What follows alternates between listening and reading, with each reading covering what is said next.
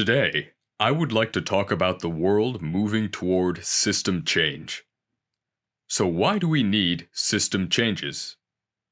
In short, we need to rethink our relationship with the Earth. Looking at the current global situation, we see many issues, including climate change, the food crisis, the COVID-19 pandemic, and the cost of living. These crises are hitting us in layers, impairing our communities and societies. These are very intricately intertwined and have explosively manifested as the Ukraine crisis. When considering how to deal with such a global situation, if we don't see the essential nature of the problem, we will inevitably respond to it in a very short-sighted and ad hoc manner. For example, on the issue of climate change, there is a global consensus to advance decarbonization, and people started to work together to achieve net zero emissions. However, once an energy crisis occurred, some people suggested that we should suspend our decarbonization efforts for a while. Let me introduce another example. When working on food issues and discussing how to improve the resilience of a whole value chain, some people propose stopping exports of food for the time being because of the food crisis.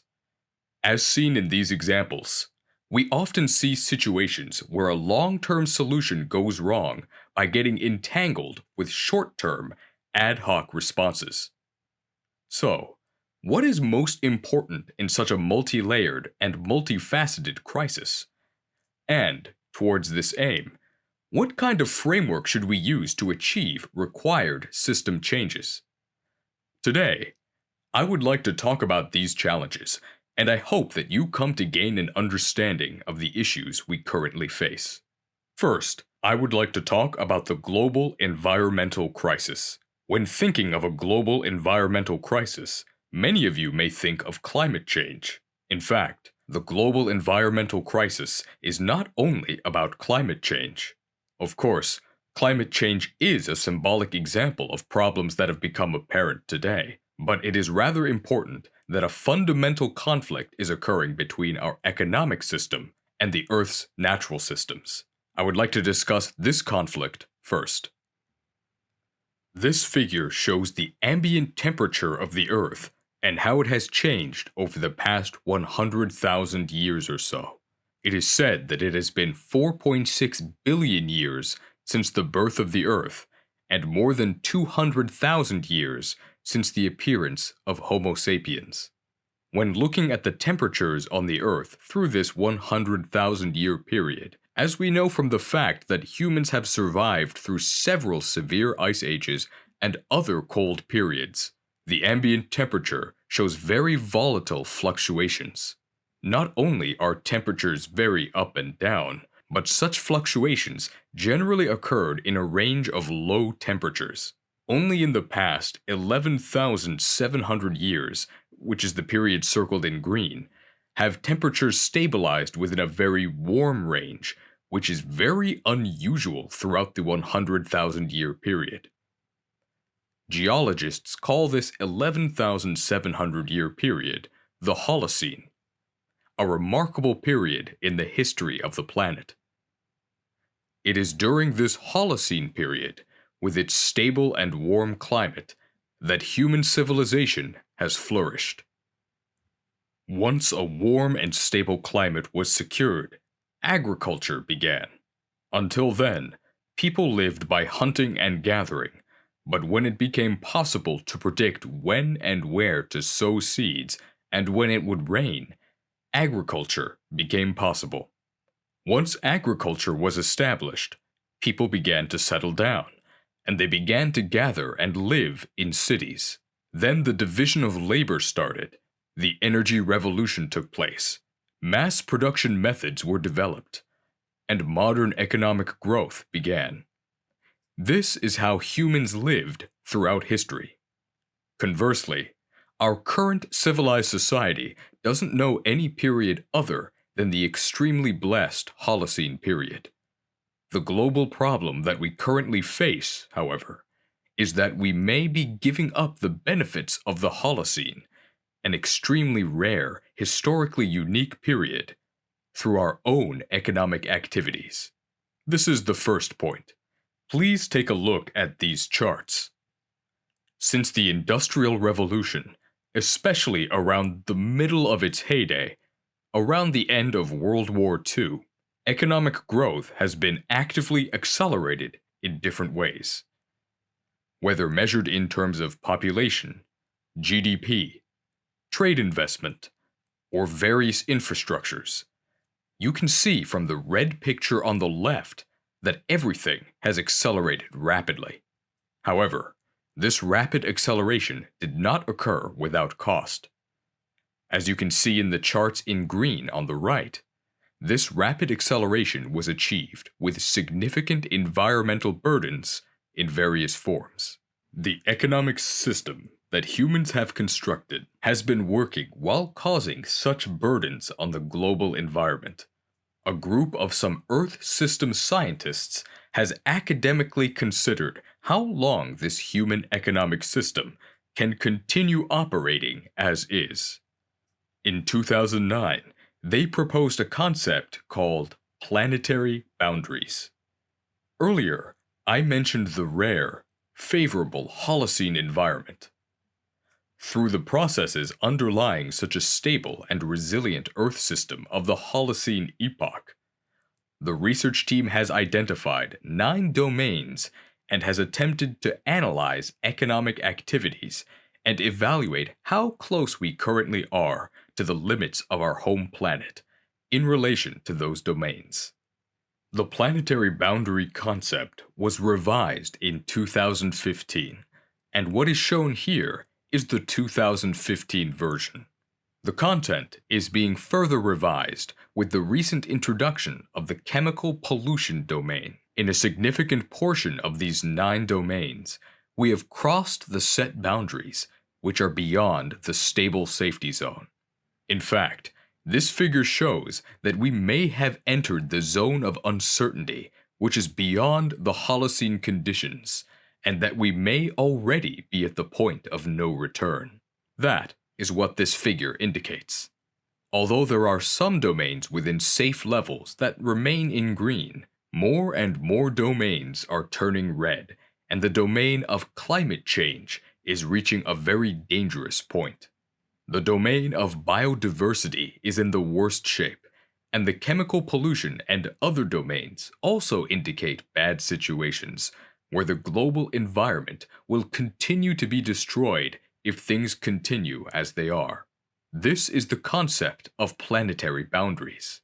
Looking at this, geologists and other experts say that humans have already gone beyond the Holocene epoch and have entered a new geologic age called the Anthropocene. There are several significant ecosystems that make the Earth's environment stable and resilient. Looking at these ecosystems, we have recently seen very dangerous signs, such as the melting of the Greenland ice sheet and the Arctic sea ice. In fact, these signs interact with each other in various ways. When the Arctic ice melts, areas that were white and reflective of heat become black and absorb heat, leading to the circulation of water on the sea surface area in a way that has never been seen before. Furthermore, this circulation causes, for example, drought in the Amazon. Earth system scientists are concerned that some ecosystems are going beyond the tipping points one after another, destroying the stable environment of the planet.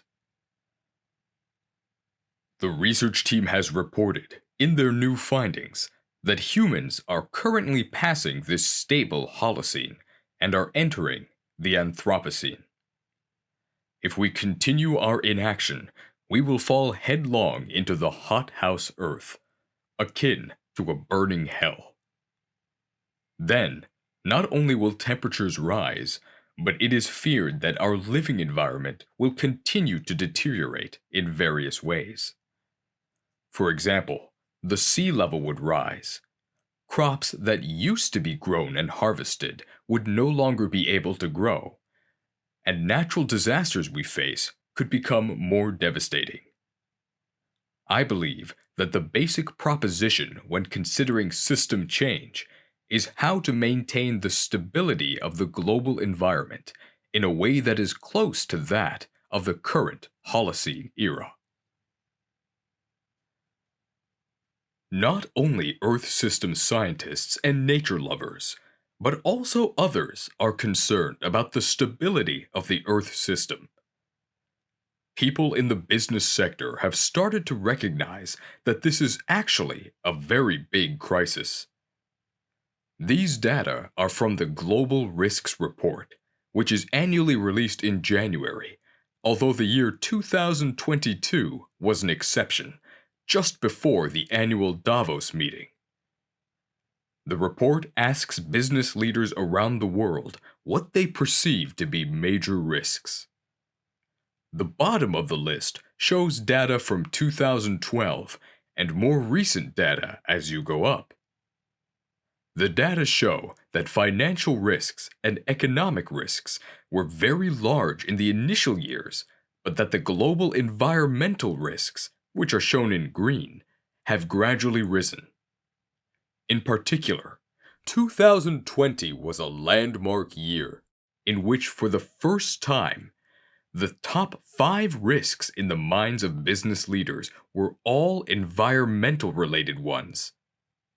At that time, many pointed out that we were in the midst of an environmental or planetary emergency. But then, in the last 2 years, because of the COVID-19 pandemic, an increased number of leaders have identified societal or human health-related risks as critical risks, which are indicated by the red bars. However, when the same respondents are asked what the crisis will be in 5 to 10 years, their answers return to the environment-related ones, as shown by the green bars.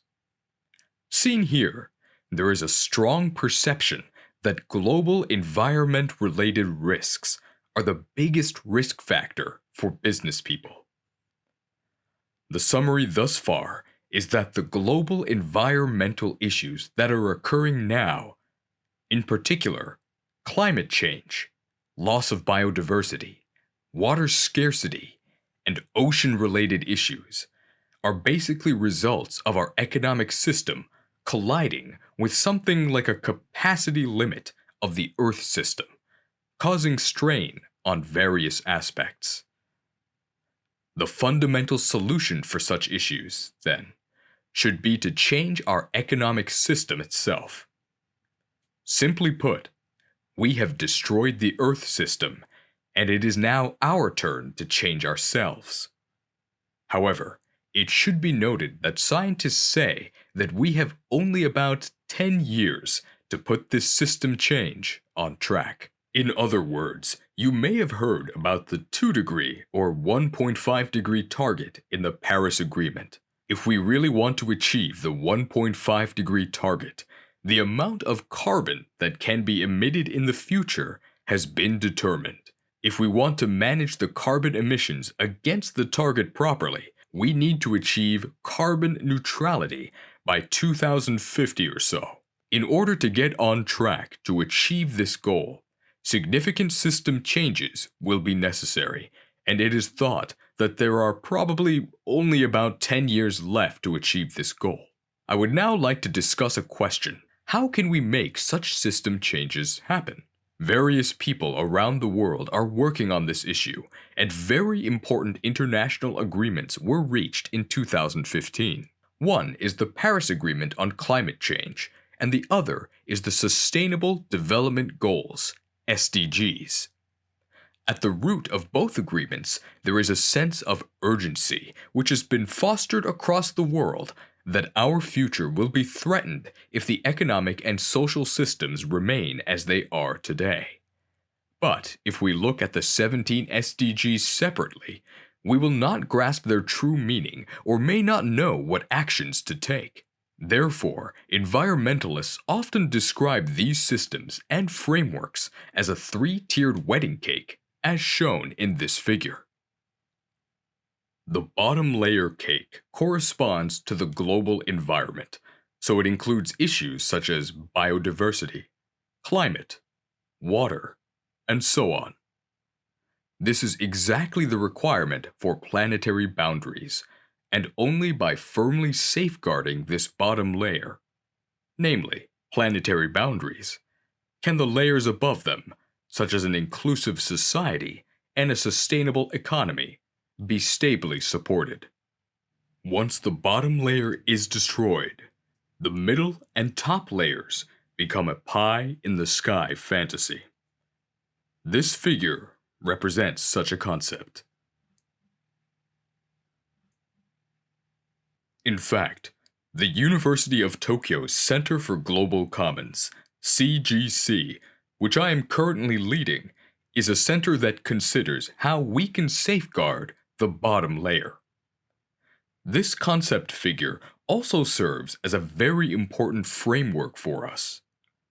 But, considering that there are as many as 17 targets, it is difficult to develop system changes for each of them. Thus, economists often organize such targets into approximately 6 systems to find resolutions for the problems. Though the SDGs have been set as goals for 2030, it is merely a checkpoint.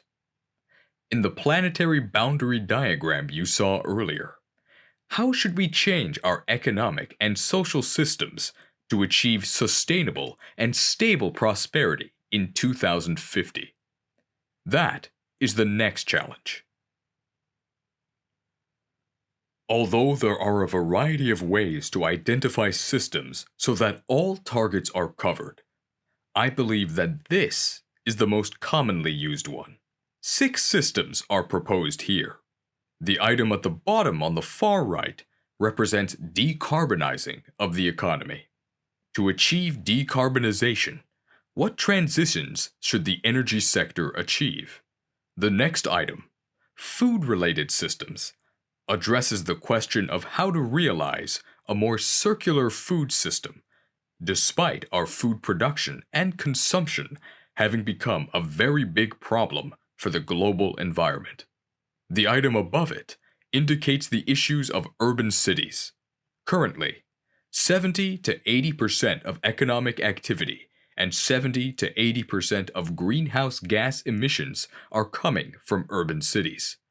The global population continues to grow, and it is said that more than 50% of the population lives in cities. How to build cities and how to live in them will be an important issue. The item on the opposite side refers to the issue of a circular consumption production system. Our current production and consumption system is one in which we dig up a lot of resources from the earth, make a lot of products, use a lot of products, and throw away a lot of products. The next goal is to make this very linear system, often referred to as a take, make, waste system, more circular. Of the last two on top, one is digital revolution. Will the digitalization that is now underway help us or exacerbate the difficulties of these system changes for us?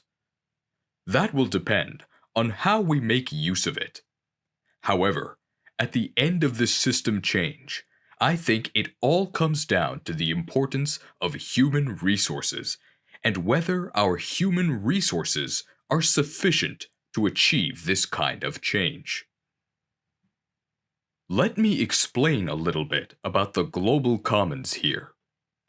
As I mentioned a moment ago, the global commons are actually the bottom of the 3-layer wedding cake, which include global environmental issues.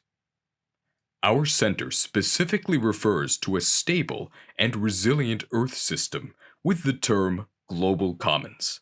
Our current challenges are how to safeguard global commons and how to create a system for this purpose. There is an interesting study on the local commons. Economist Elinor Ostrom won the Nobel Prize in Economics for this study. Her conclusion is that local communities have been relatively successful in protecting the commons. For example, in Japan, how villagers protected the common land was determined by the rules of the village assembly, and the penalties for violating such rules were also set.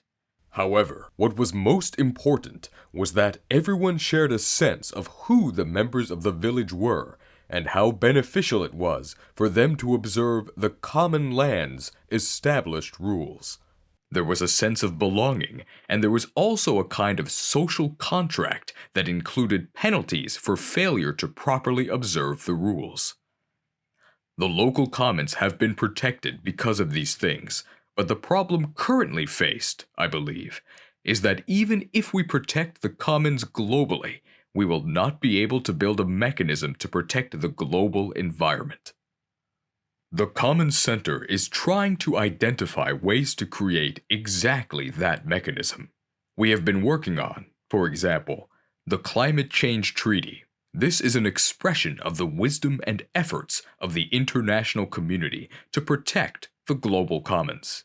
However, that the commons cannot be protected just by the creation of an international treaty should be obvious in light of the current climate change situation.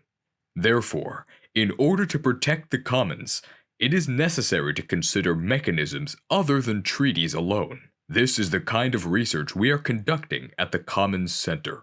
We are specifically advancing research on mechanisms to protect the global commons in collaboration with global institutions such as the Potsdam Institute, Sustainable Development Solutions Network, SDSN, initiative spearheaded by Jeffrey Sachs, the World Resources Institute, WRI, and others.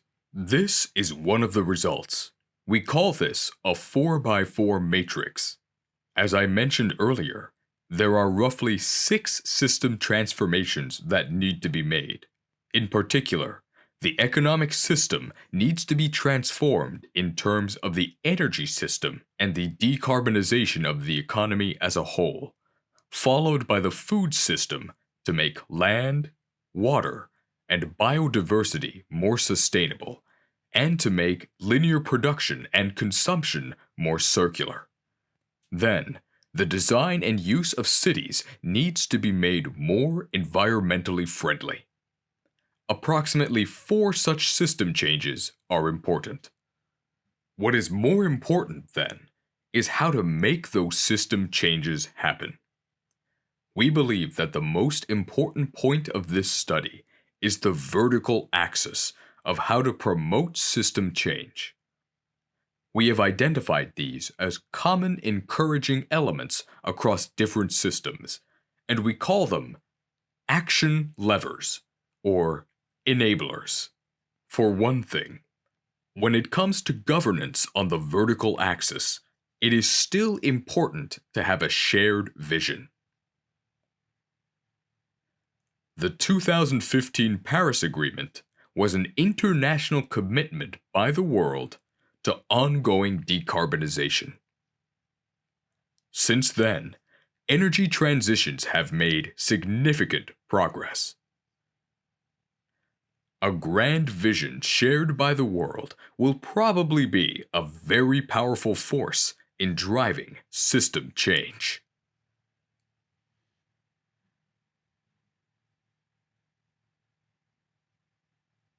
The second element on the vertical axis is the economic system. The current economic system, which is destroying our commons, is in conflict with the Earth and is bringing about a catastrophic situation for the Earth and for us human beings. Even though there are so-called external diseconomies, our economic system has not taken these external diseconomies into account. It was thought that there was no cost to exploiting nature, and that therefore we can emit as much CO2 as we want. The key to changing our economic system is how to address these external diseconomies in the economic system. The idea of carbon pricing that is being discussed across the world today is different from ideas of the past era when people were allowed to emit any amount of carbon. In fact, emitting that carbon itself must be recognized as a major cost. The third element on the vertical axis, represented in blue, represents social harmonization or just transition. It is often pointed out that when a major system change takes place, it must be a change that brings happiness to all. That is, one that brings global and social harmony. The last element on the vertical axis is how to utilize digital technology and data. I would like to briefly introduce a few more results that have recently emerged from the Commons Center. One is that, for 100 countries, we quantified how much each country contributes to or detracts from the protection of these global commons. The results were ranked and presented such that green is a good score and red is a bad score. The key point here is that, when quantifying the data, we paid attention not only to domestic production, but also to domestic consumption. If you look at Japan, for example, the left side shows domestic production, and the right side shows the effect from trade. The effect from trade is very poor. One reason for this result is food, among other factors. Japan imports more than 60% of its food. Where and to what extent did they destroy the rainforests during the production of the imported food? Where were large quantities of water used? And where were fields heavily fertilized? By measuring these factors that are harmful to the global environment and the global commons, we can see how much of the global commons is being destroyed by our consumption of imported food, even if domestic production achieves good scores. In contrast, if we put Indonesia, one of Japan's trading partners, next to Japan, the scores for domestic production are poor because Indonesia exports palm oil and pulp to the rest of the world. Since what they themselves import is good for the human body and the planet, there is no destruction due to the import effect. The message that emerges from all of this is a very harsh and sobering one. Our economic life is actually maintained through environmental degradation caused by other countries in the world, especially developing countries. So, how do we solve this problem? It makes no sense to look only at Japan's domestic situation. We need to consider the value chain, taking into account the details of our interactions with our trading partners. The other thing that should be pointed out is the G20 countries. We have also learned that countries with large economic structures are responsible for a vast amount of destruction in absolute terms. The next few slides are the result of joint research with the Potsdam Institute, and we are using what is called the IAM, or Integrated Assessment Model, to show the effects of protecting the global commons through system changes. Some of the system changes you saw earlier: energy, land, investment, and so on. The IAM is an attempt to measure the effects of such things, although we have not yet reached the final result. In a nutshell, this figure shows that it is not easy to reach net zero, carbon neutrality, or a sustainable society if we only do what is promised by the Nationally Determined Contributions, NDCs, the commitments made by each country under the Paris Agreement. In fact, more energy transformation, food system change, and so on will be needed. This is also from WRI, our research partner. They have identified 40 subsystems that are necessary for changing systems and have measured whether they are headed in the right direction. The results are quite startling. First, none of the system changes will occur at the speed and scale necessary for us to truly live sustainably within the planetary boundaries in 2050. Either the scale is insufficient or progress is very slow. Even more disappointing, there is instead backtracking on some items. The result of this monitoring is that, despite our concerted efforts, the global economic system is not going in the direction it should be going. Now that we are on the last slide, why on earth are transitions, or system changes, going so poorly? It is not going well across the world, but things are even worse in Japan. In order to contribute to the discussion, I have focused on Japan and asked why transitions are so difficult in Japan, and what kind of barriers we are running into here. One barrier is the lack of leadership when it comes to determining vision. This is not only true for politicians, but also in the business world. I think there is a lack of leadership in setting a vision, such as the SDGs that led to the Paris Agreement, in which a vision is set forth that everyone worldwide works towards. I also believe that the traditional vertically sectionized system among government, business, and academia, which is particularly true in Japan, has been an obstacle to such system changes. Another thing is that civil society has less of a presence in Japan than in Europe, the US, or the rest of the world. On a different level, I think that many companies tend to think of the environmental efforts as a cost or an external cost that they must pay because they are told to do so, rather than a business opportunity. I think it is difficult for Japanese companies to conceive of the proper addressment of environmental issues as an X factor in the global market. In addition, many Japanese companies tend to do things on their own in Japan, and it is difficult for them to collaborate with overseas partners. Also, there is a lack of sensitivity to so-called just transition and diversity issues. I think the sensitivity to such things is a little lacking among Japanese people.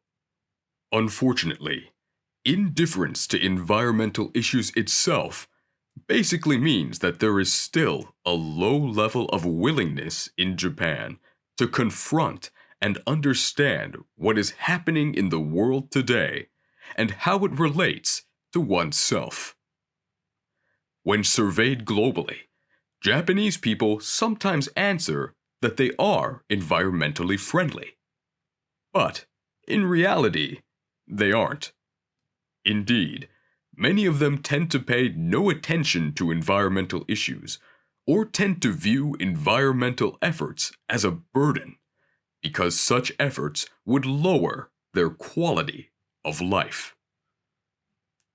When I work with people from other countries or attend international conferences, I find that there is inevitably a gap in sensitivity to these issues.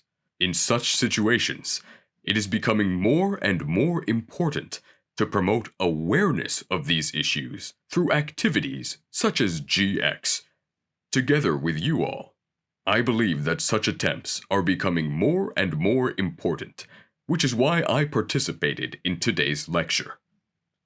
That concludes my lecture. Thank you very much for your attention.